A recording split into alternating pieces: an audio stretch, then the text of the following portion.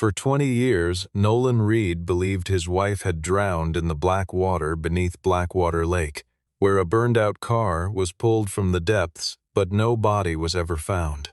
He built a quiet life out of the wreckage, raising their son alone, filling his evenings with engine grease and silence instead of grief he refused to name. Then, on a rain-soaked afternoon at the train station, he saw a face he had buried 2 decades earlier. Beside her stood a young woman with gray eyes that matched his own, eyes he had only ever seen in a mirror and in his son's face. The woman he had mourned looked at him, trembling, and whispered 4 words that undid everything he thought he understood about his own life. She told him not to say her name, because someone was still watching them. If you want to know how a wife the world called dead survived 20 years in silence, stay until the end, because the truth she carries will cost someone everything. Nolan Reed had come to the Blackwater train station for nothing more complicated than a crate of parts for the 1967 Mustang sitting half-finished in his shop, and he had expected the afternoon to end the way most of his afternoons ended, with grease under his fingernails and the radio playing low while he worked in peace. His life had settled into something manageable over the years, a small restoration garage on the edge of town, a house that still smelled faintly of sawdust, and a son named Elliot, who called less often now that he had built a career of his own 2 states away. Nolan had made peace, or something close to it, with the shape his life had taken after the accident that stole his wife from him when Elliot was barely 3 years old. He did not expect the crowd at the station to part the way it did, or for his eyes to land on a woman standing near the ticket counter whose face stopped his breath in his chest. She was older, thinner, and her eyes kept sliding toward the exits the way a person's eyes move when they have spent years learning not to be found. The station smelled of wet concrete and diesel, and somewhere behind him a departure board clattered through its rotations. But Nolan barely registered any of it. His whole body suddenly narrowed down to the single fact of her face. Nolan told himself it was impossible, that grief could conjure faces out of strangers if a man let it. But the longer he stared, the more certain he became that this was not a trick of memory. It was Maren. His wife, the woman he had married in a church with peeling paint and buried in a coffin that the coroner had sworn contained her remains, was standing 30 feet away in a station full of people who had no idea the ground beneath them had just shifted.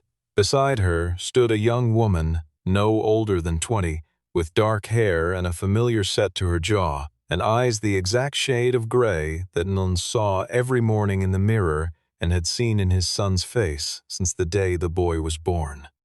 Nolan said her name before he could stop himself, and the sound of it seemed to physically strike her, because Maren flinched and grabbed the younger woman's arm and began pulling her toward the far doors before he had even taken a full step forward. He caught up to them on the sidewalk outside, rain starting to needle down around them, and demanded to know how a dead woman was standing in front of him breathing. Maren would not look at him directly, her attention fixed instead on a black sport utility vehicle idling across the street, its windows tinted dark enough that Nolan could not tell if anyone sat inside. She told him, in a voice stripped thin by fear, that they could not be seen standing together in a place with cameras, and that every second they lingered increased a danger he did not yet understand. When he pressed her for an explanation, she asked only one thing of him, that he take them somewhere no one would think to look. Before Nolan could answer, the young woman turned to Maren with a question that landed harder than anything else that afternoon. She asked, in a voice caught between hope and disbelief, whether this stranger standing in the rain was truly her father. Nolan drove them to the old storage building behind his garage, a space he used for parts he no longer needed but could not bring himself to throw away, and for a long moment none of them spoke, while rain drummed against the metal roof. The single bulb overhead buzzed and swayed slightly whenever wind pushed through a gap in the siding, throwing long shadows across shelves crowded with carburetors and coiled hose, and the smell of old motor oil settled over the three of them like something almost comforting in its ordinariness. Nolan sat on an overturned crate because his legs did not entirely trust him to stand, and he found himself studying the two women across from him the way he might study an engine that refused to start, searching for the one detail that would explain everything.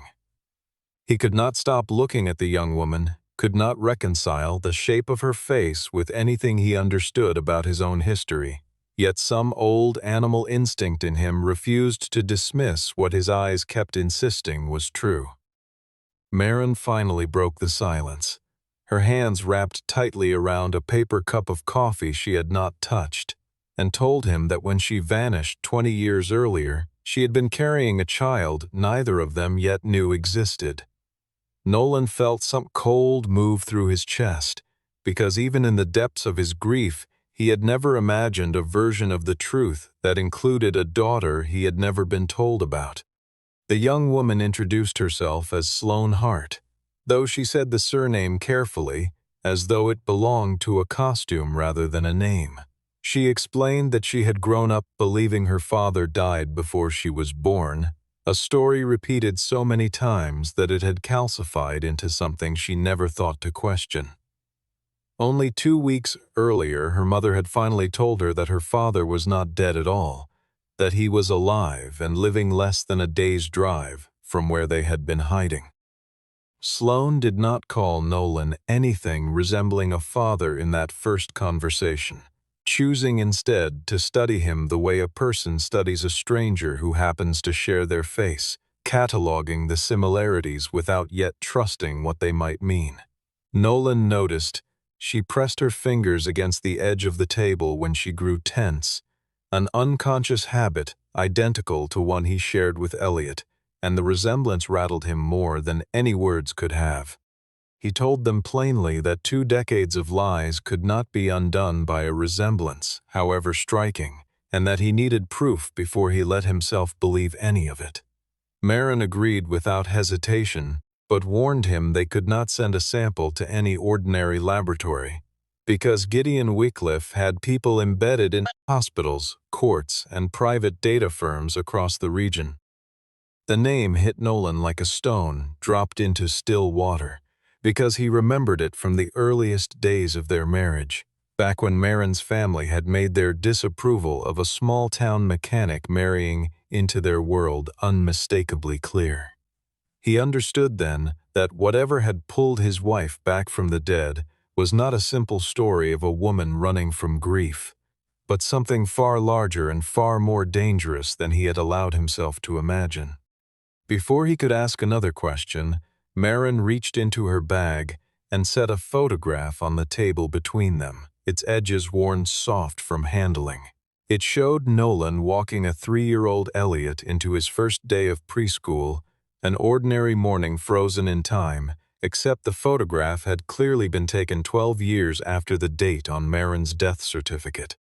The story that unfolded that evening carried Nolan back 20 years, to a version of his life he had only ever understood in fragments.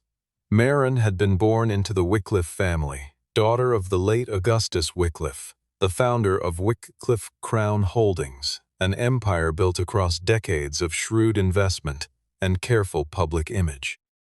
She had never wanted the crown that came with the name, choosing instead to marry a mechanic from a town most of her relatives could not locate on a map, and she had endured her family's cold disapproval without complaint because Nolan had never once made her feel like a consolation prize. In the early years of their marriage, she used to joke that the Wycliffe name was a coat she had finally learned to take off, hanging it by the door of their small house, and stepping into a life measured in oil changes and grocery lists instead of boardrooms. She had believed, foolishly perhaps, that distance alone would be enough to keep the family's ambitions from ever touching the life she had built for herself. After Augustus died, his younger brother Gideon assumed control of the company and, with it, control over nearly everything the Wycliffe name still touched. Marin had watched her uncle tighten his grip on the family's fortune with a patience that unsettled her long before she understood exactly why. 3 days before she disappeared, Marin discovered that Gideon had been siphoning hundreds of millions of dollars out of the company's employee pension fund through a web of shell corporations designed to obscure the trail.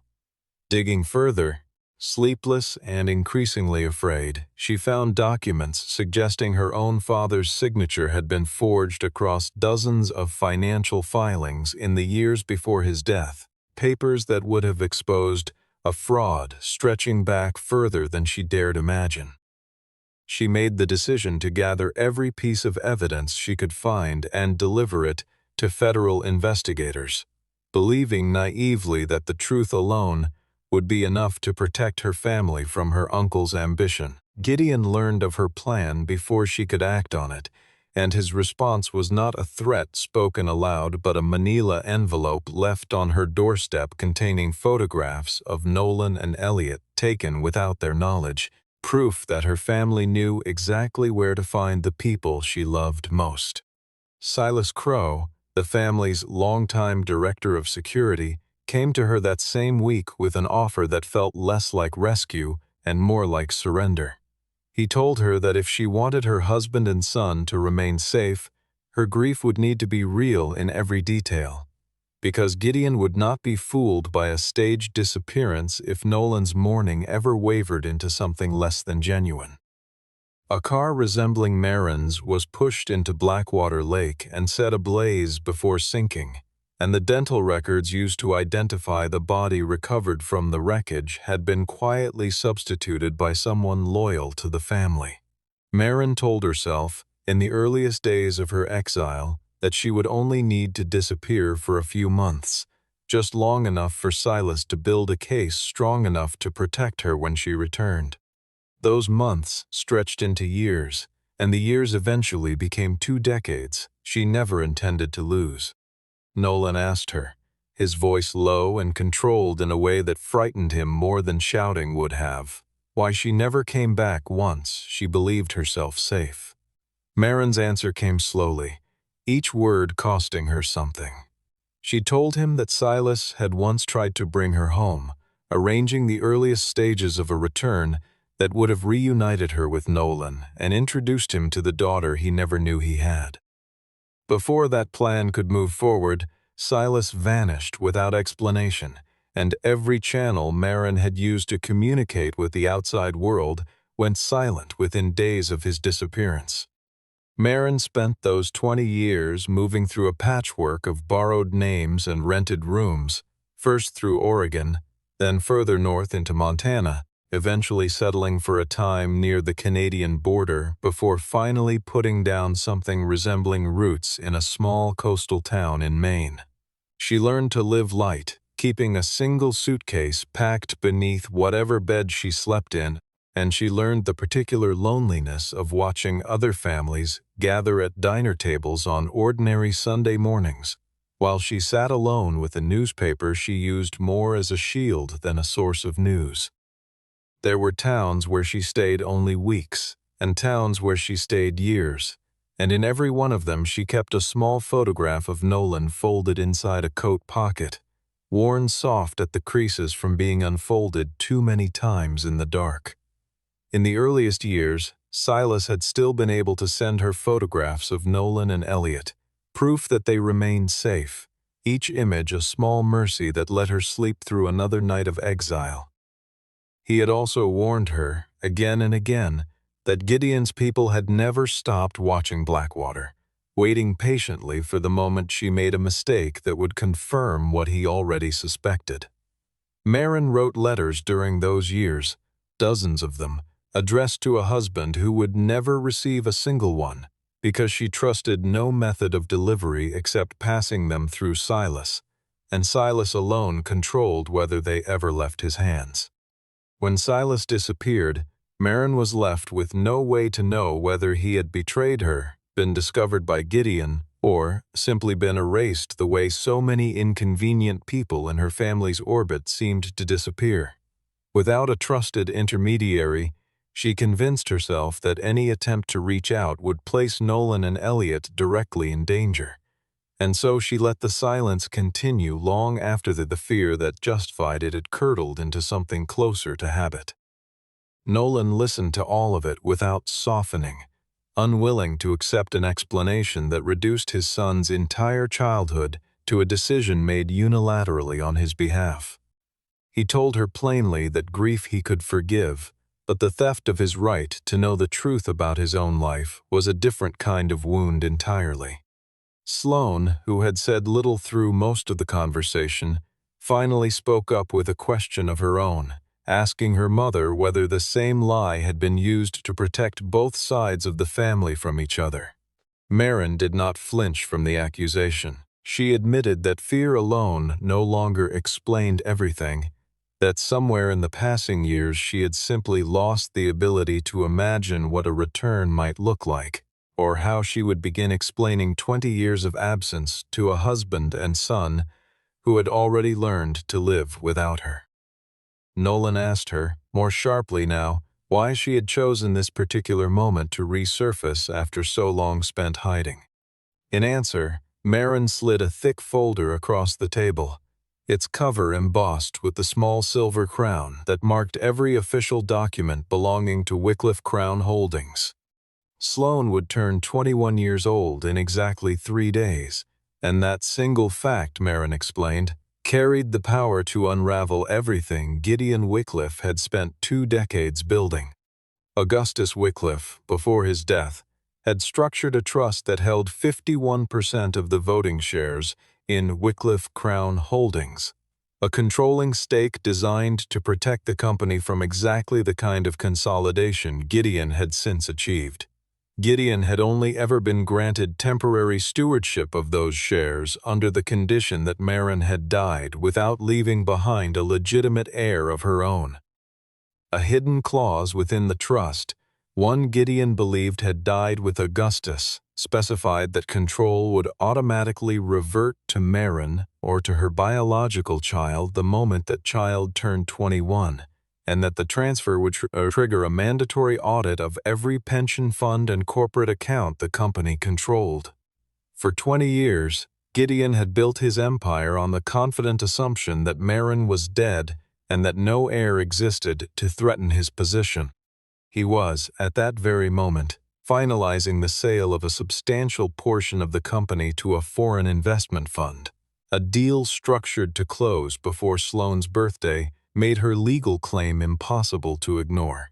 Once that sale closed, Marin explained, the financial evidence of Gideon's fraud would be scattered across so many shell companies that even a federal investigation might never fully reconstruct it.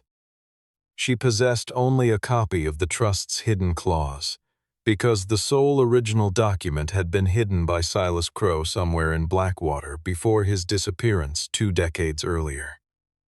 Days before showing up at the train station, Marin had received a recording from a lawyer representing Silas's estate, a message set to release automatically after his death, and in it Silas revealed that the original document had been concealed inside something belonging to Nolan. Nolan felt the memory surface before he consciously reached for it, the image of a wooden toolbox Marin had given him the day he opened his garage, a gift he had treasured enough to keep for 20 years without ever suspecting it held anything but wrenches and sockets.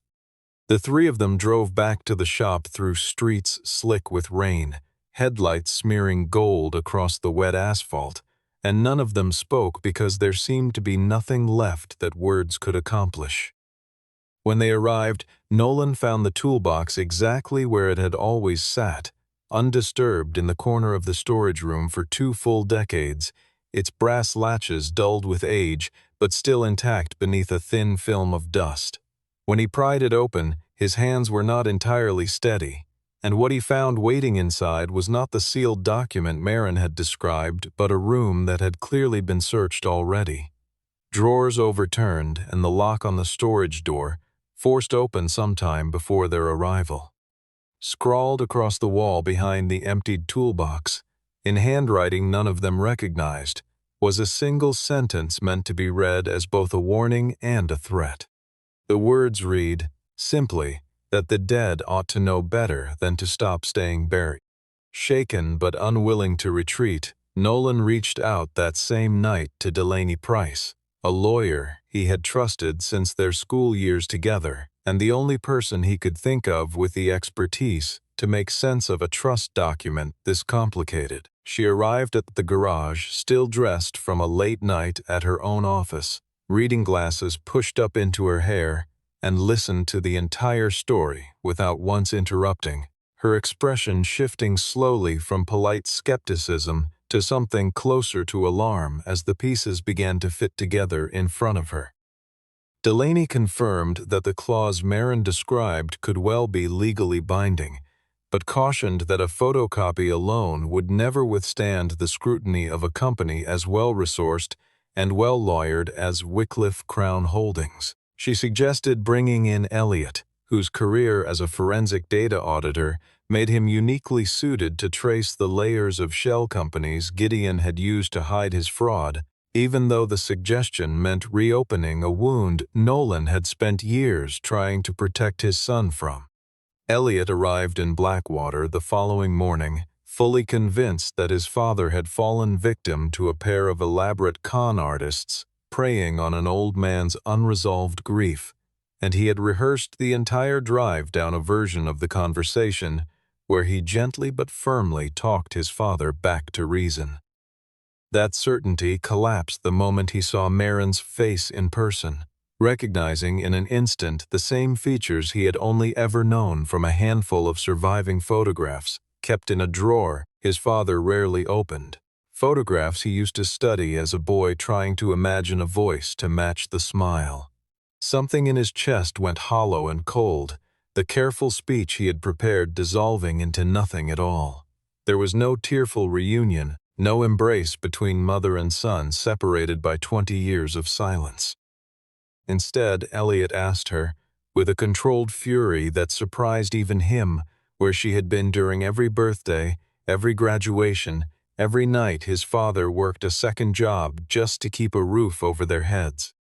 Marin did not attempt to defend herself against the accusation. She told him simply that she was sorry, and that she understood if forgiveness was something he could never offer her, no matter how much time passed or how much truth eventually came to light. Sloane watched the exchange in silence, absorbing for the first time the full weight of what her own survival had actually cost someone else, a half-brother whose childhood had been shaped entirely by an absence she had never had to endure herself. Before Elliot could walk away, something about the proportions of the toolbox caught his attention, a base that sat noticeably thicker than it should have given its dimensions. Beneath a false panel at the bottom, he found a hidden compartment holding a single object, the antique pocket watch that had once belonged to Augustus Wycliffe himself. There was no document folded inside, no legal paper to prove anything in a courtroom. Instead, the watch's case concealed only a small brass key and a handwritten string of numbers that Elliot immediately recognized as belonging to a bank account. He traced the account far enough to discover that it corresponded to a safety deposit box that had been frozen on the exact date, 20 years earlier, that Marin was legally declared dead. Delaney filed an emergency motion the following morning to force the bank to open the frozen deposit box, and word of the filing reached Gideon Wycliffe faster than any of them anticipated. Within hours, Wycliffe Crown Holdings launched a coordinated media campaign painting Nolan as a man being manipulated by an imposter attempting to extort the family for money, complete with grainy photographs of Nolan and Marin standing together at the train station splashed across local news broadcasts. Longtime customers began canceling contracts with Nolan's garage overnight. His bank accounts came under sudden and unexplained scrutiny, and police arrived within the week to search his property based on an anonymous tip claiming he possessed documents stolen from the Wycliffe family. Nolan endured all of it with a grim, practiced patience, understanding by then that Gideon's reach extended into places he had never imagined a single family could touch. Gideon himself appeared at the garage not long after the police left, arriving without warning and without the security detail Nolan had expected a man of his stature to require. Dressed in a coat too fine for a town like Blackwater, his shoes clicking against the concrete floor with an unhurried confidence that made Nolan's jaw tighten. He walked slowly among the half-finished cars, running one gloved finger along a fender, as though inspecting merchandise rather than standing inside a stranger's livelihood. He made no direct threats, choosing instead a quieter and more insidious approach, offering Nolan $20 million in exchange for a signed statement declaring that the woman traveling with him was not, in fact, Maren Wycliffe. Gideon reasoned aloud that Nolan owed nothing to a wife who had allowed him to believe her dead for 2 decades, framing the offer as mercy rather than bribery. For one unsettling moment, standing in his own garage surrounded by the wreckage of his reputation, Nolan felt something close to temptation. Though it had far less to do with the money than with a rage toward Maren he had not yet allowed himself to fully feel. Gideon made his first true mistake in that conversation, referring to Sloane by her full legal name, a name known only to Maren, Nolan, and Delaney, a detail that should have been impossible for him to know unless he had been tracking the girl for years. The slip told Nolan everything he needed to understand about how long Gideon had actually known of his niece's existence, and it hardened whatever resolve had briefly wavered inside him. He refused the offer outright, and within days, a discreet paternity test conducted under Delaney's supervision confirmed what Nolan had already begun to accept in his heart, that Sloane was his daughter with a probability that left no reasonable room for doubt. Delaney warned them immediately afterward that private test results, however conclusive, would never be enough on their own to sway a corporate board loyal to Gideon's version of events. That same evening, Gideon sent Sloane a private message, one crafted with the precision of a man who understood exactly which doubts would cut deepest. It suggested, without offering any specifics, that her mother had never told her the full truth about the night the car went into the lake. Rattled by the message, Sloane arranged a secret meeting with Gideon at the Wycliffe family's downtown hotel, desperate to understand what piece of the story her mother had left incomplete. She sat across from him in a lounge decorated in muted gold and marble, acutely aware that everyone around her seemed to know exactly who he was while no one had any idea who she was, a strange and unsettling kind of invisibility for a woman who had just learned she stood to inherit half of everything in the room. Gideon presented her with documents showing that Maren had, at one point, been offered a place in a formal witness protection program, a legitimate path to safety that she had ultimately declined. He used the revelation carefully, planting the idea in Sloane's mind that her mother had never been purely a victim of circumstance, but a woman who had, at least in part, chosen the life of hiding that followed. When Sloane confronted her about it later, Maren did not deny the accusation. She admitted that fear alone had not been the whole reason for her refusal, explaining that the program would have required surrendering every piece of evidence she had gathered and permanently severing her ability to shape the future of the child she was carrying. Maren confessed she had never been entirely certain whether the official handling her case had already been compromised by Gideon's influence, a suspicion that made the offered protection feel less like safety and more like another kind of trap. Nolan remained disappointed by the choice, but he found himself beginning to understand, however reluctantly, that nearly every decision Maren had made over 20 years had been shaped by a system Gideon had already learned to bend to his will. Elliot, meanwhile, spent his nights combing through Silas Crow's old digital records and uncovered dozens of letters Maren had written and mailed to Blackwater over the years, every one of them rerouted instead to a storage facility owned by a security firm under Wycliffe control. Gideon, it turned out, had been intercepting his niece's correspondence for the better part of 2 decades, ensuring not a single word of her attempted contact ever reached the family she had left behind. In the final letter Elliot recovered, dated only a week before Silas vanished, Marin had written that she intended to come home no matter the danger it might bring. The discovery gave Elliot a version of his mother he had not expected, a woman who had genuinely tried to return long before he was ready to forgive her for the years she had not. Delaney, working a separate angle, tracked down the forensic pathologist who had originally signed off on the identification of the body recovered from Blackwater Lake, a woman named Lydia Voss, who had long since left the county coroner's office. Under careful questioning in a small kitchen that still smelled of the coffee she had brewed out of nervous habit, Lydia admitted that the dental records used in the identification had been quietly swapped by a superior before she ever saw the original file. A confession she had carried in silence for 20 years out of fear for her own career and safety. Her hands shook slightly as she spoke, and she confessed that she had thought about that file more nights than she could count, wondering whether the woman she had unknowingly helped erase was out there somewhere, still alive, still waiting for someone to tell the truth. She agreed to testify, but only if Delaney could guarantee her legal protection from whatever retaliation Gideon might attempt once her statement became public. With Lydia's cooperation secured, Delaney finally succeeded in forcing open the long-frozen safety deposit box tied to the numbers hidden inside Augustus Wycliffe's pocket watch.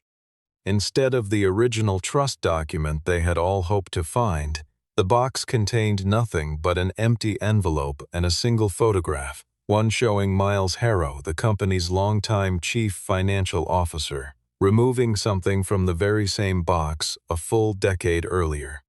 With Sloane's birthday now less than a day away, Gideon convened an emergency meeting of the company's board of directors, determined to push the foreign investment sale through before midnight, stripped him of the authority to approve it alone.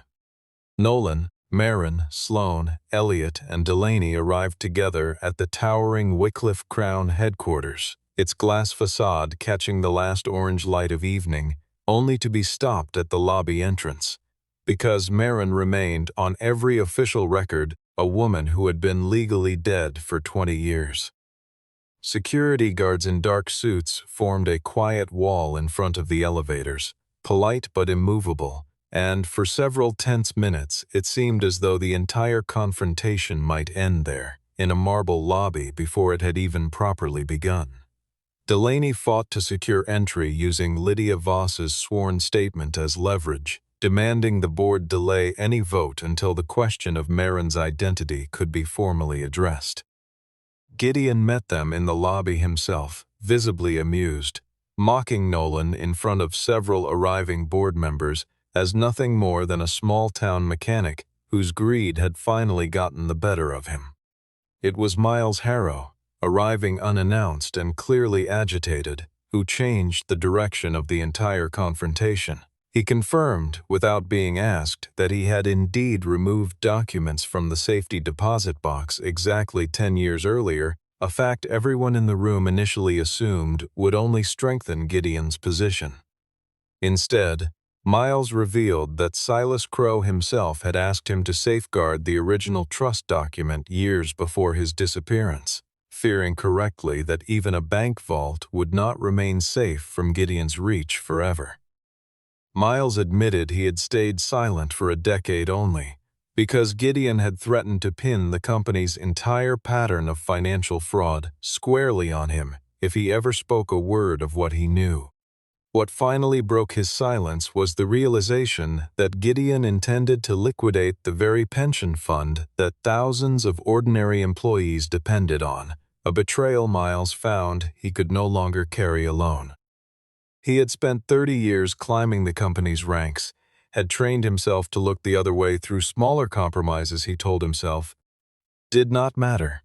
But he found he could not stand in a room and watch factory workers and receptionists lose their retirements to fund a stranger's yacht and a private island somewhere off the coast of a country he could not even pronounce correctly.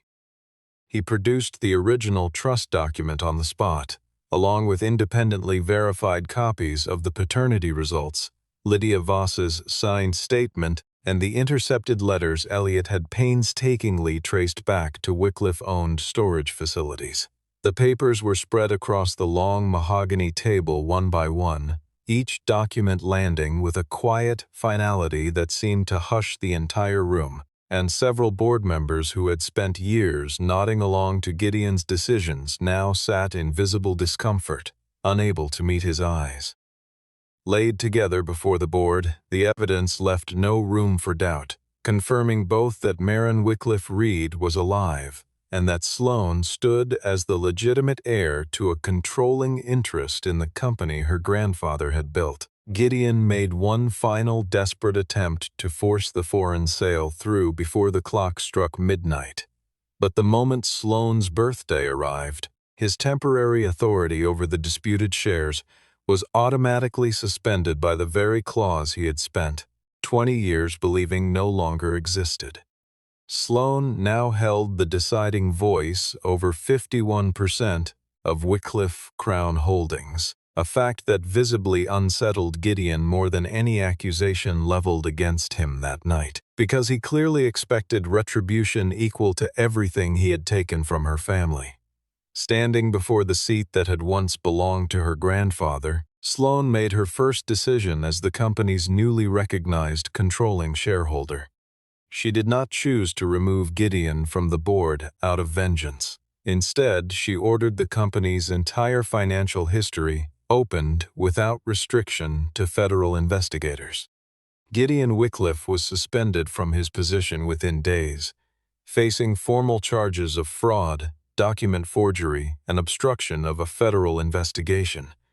His empire dismantled not through any dramatic act of revenge, but through the quiet weight of paperwork he had spent 2 decades believing was permanently under his control.